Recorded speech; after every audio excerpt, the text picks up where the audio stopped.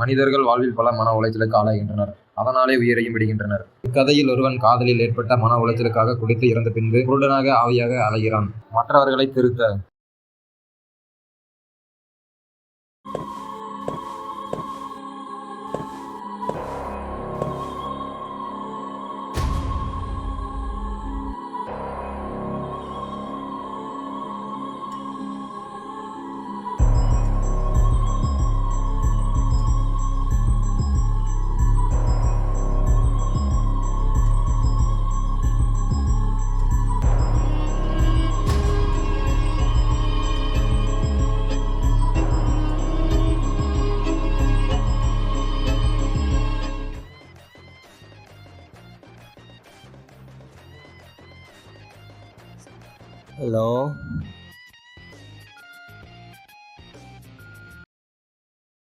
Hello, மாப்பிள்ள, எங்கடா?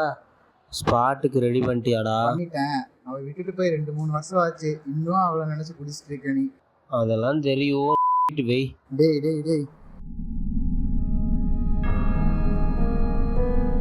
குடிச்சிருக்கியா?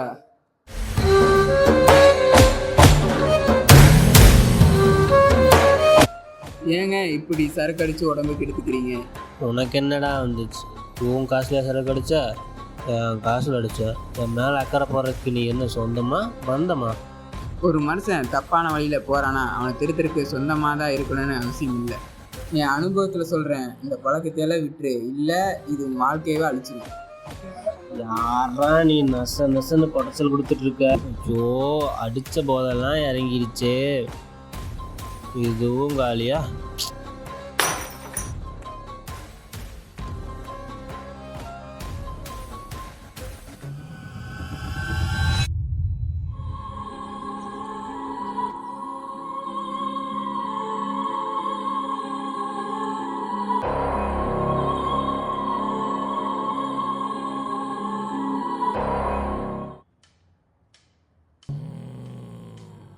யாரு மறுபடியும் நீயாடா? சரக்கு அடிக்கிறத விட சிகரெட் அடிக்கிறது ரொம்ப மோசம்ப்பா. இது உனக்கு மட்டும் பிரச்சனை இல்லை, உன் கூட இருக்கிறவங்களுக்கும் பிரச்சனை தான். இப்போ வேற காலையிலேருந்து காதலையும் கொடுக்குறானே. குருட்டு பையன் சும்மா விடுற.